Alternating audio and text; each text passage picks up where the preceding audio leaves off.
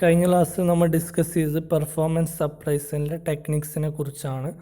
Okay, ഇന്നത്തെ ക്ലാസ്സിൽ നമ്മൾ ഇനി ഡിസ്കസ് ചെയ്യുന്നത് difference between performance appraisal and performance management.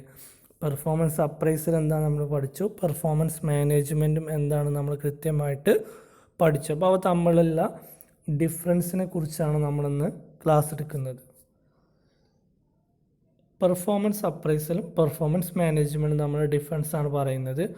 ഒന്ന്, performance appraisal on by the HR department. കാരണം എംപ്ലോയീസുമായി ബന്ധപ്പെട്ട അല്ലെങ്കിൽ റിക്രൂട്ട്മെൻറ്റ്, സെലക്ഷന്, പേഴ്സണാലിറ്റി ഡെവലപ്മെൻറ്റ് ഇതും ഒക്കെ ബന്ധപ്പെട്ട ഡിപ്പാർട്ട്മെൻറ്റാണ് ഇത് ഹ്യൂമൻ റിസോഴ്സ് ഡിപ്പാർട്ട്മെൻറ്റ്. അതുകൊണ്ട് തന്നെ പെർഫോമൻസ് അപ്രൈസലും ആരുടെ അണ്ടറിലാണ് വരുന്നത്? HR ഡിപ്പാർട്ട്മെൻറ്റ് അണ്ടറിലാണ് വരുന്നത്.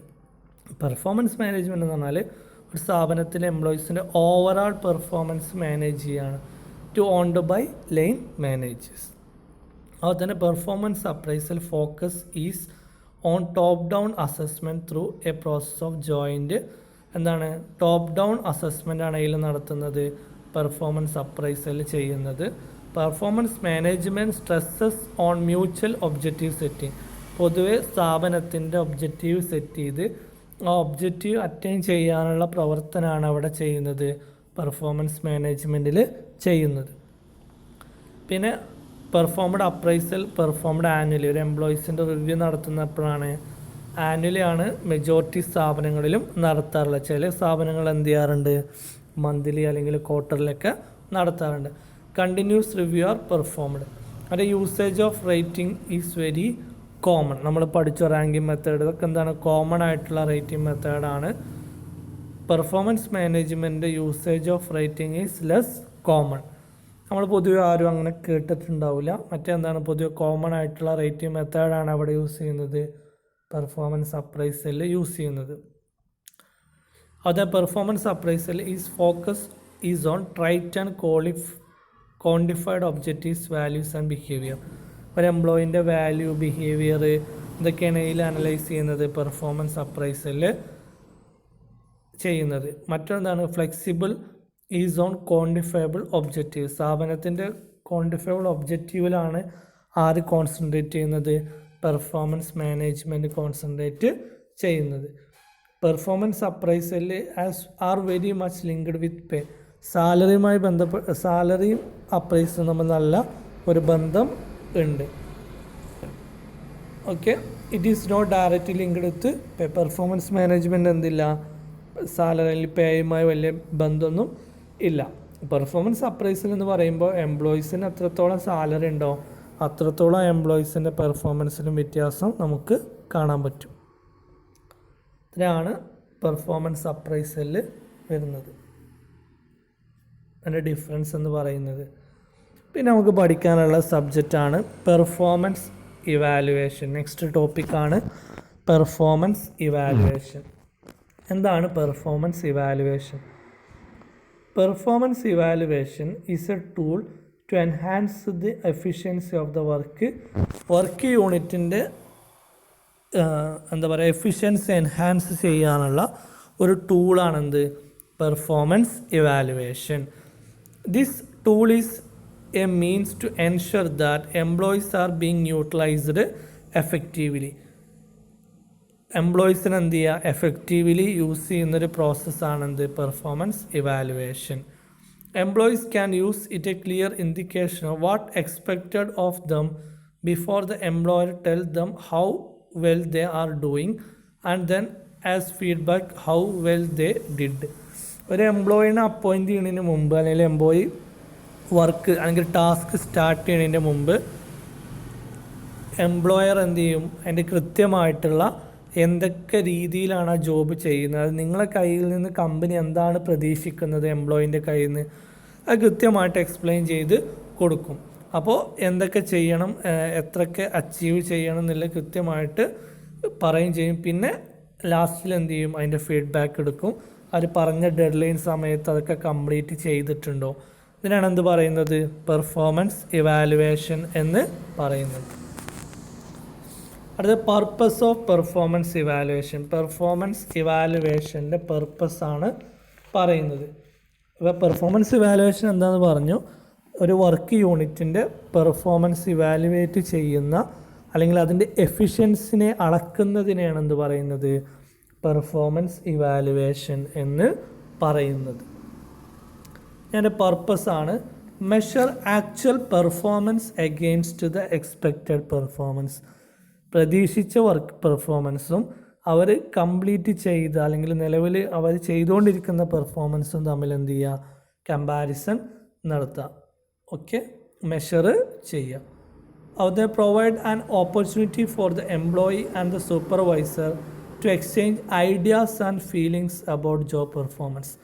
ജോബ് പെർഫോമൻസിനെ കുറിച്ചിട്ടുള്ള ഐഡിയാസും ടെക്നിക്സൊക്കെ തമ്മിൽ ഷെയർ ചെയ്യാനുള്ളൊരവസരം ഒരുക്കുക. അതേപോലെ തന്നെ identify employee training and development needs and plan for career growth. എംപ്ലോയീസിൻ്റെ കരിയർ ഗ്രോത്തിന് ആവശ്യമായിട്ടുള്ള കാര്യങ്ങൾ കൈക്കൊള്ളുക. അതേപോലെ തന്നെ നമ്മൾ നേരത്തെ പറഞ്ഞു സ്ട്രെങ്ത് ആൻഡ് വീക്ക്നെസ് ഒക്കെ കണ്ടെത്തി കഴിഞ്ഞാൽ അല്ലെങ്കിൽ എംപ്ലോയീസിൻ്റെ എഫിഷ്യൻസി അനലൈസ് ചെയ്ത് കഴിഞ്ഞാൽ ഏത് മേഖലയിലാണ് അവർ വീക്ക് എന്ന് കണ്ടെത്തി കഴിഞ്ഞാൽ അത് ഇമ്പ്രൂവ് ചെയ്യാൻ വേണ്ടിയിട്ട് അവർക്ക് എന്ത് പ്രൊവൈഡ് ചെയ്യുക, ട്രെയിനിങ് ആൻഡ് ഡെവലപ്മെൻറ്റ് കൊടുക്കുക. ഏതൊരു എംപ്ലോയിക്കും ഡെവലപ്മെൻറ്റ് ഓപ്ഷൻ ഉണ്ടെങ്കിൽ അയാളെ കരിയറിൽ അയാൾക്ക് എന്ത് സാധ്യമാകുള്ളൂ, കരിയർ ഗ്രോത്ത് അയാൾക്ക് സാധ്യമാകുള്ളൂ. Identify skill and abilities for the purpose of promotion, transfer and reduction in force.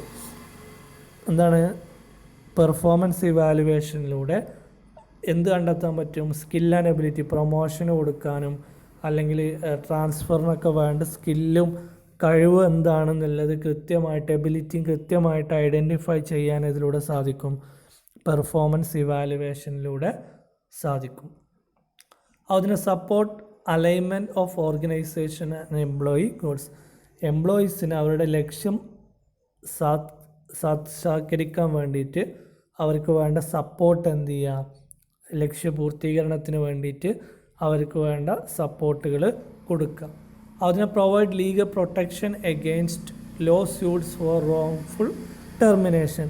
ഒരാളെ തെറ്റായ രീതിയിലോ അല്ലെങ്കിൽ വെറുതെ പിരിച്ചുവിടുകയൊക്കെ ചെയ്ത് കഴിഞ്ഞാൽ അയാൾക്ക് വേണ്ട എന്താ പറയുക ലീഗൽ പ്രൊട്ടക്ഷൻ പ്രൊവൈഡ് ചെയ്യുക.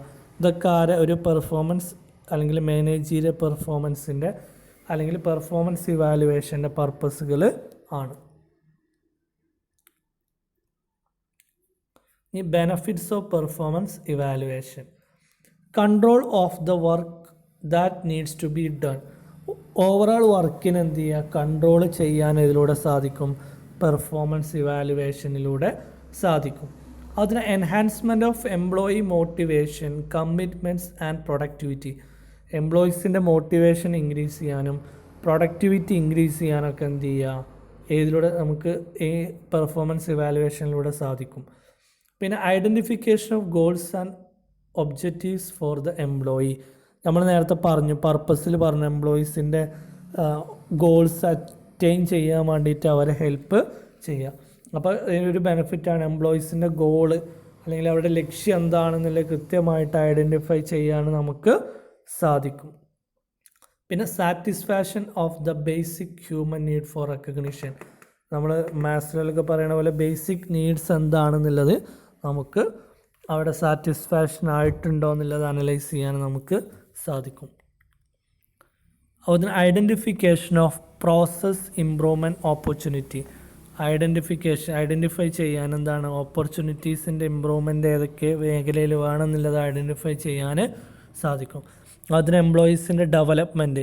കാരണം ഒരു എംപ്ലോയി ജസ്റ്റ് ജോയിൻ ചെയ്ത് അയാൾ അതിൽ മാത്രം അതിൽ മാത്രം ഇങ്ങനെ അഡിക്റ്റായി പോവാതെ അയാൾക്ക് വേണ്ട ഡെവലപ്മെൻറ്റിന് ആവശ്യമായിട്ടുള്ള കാര്യങ്ങൾ ചെയ്യണം.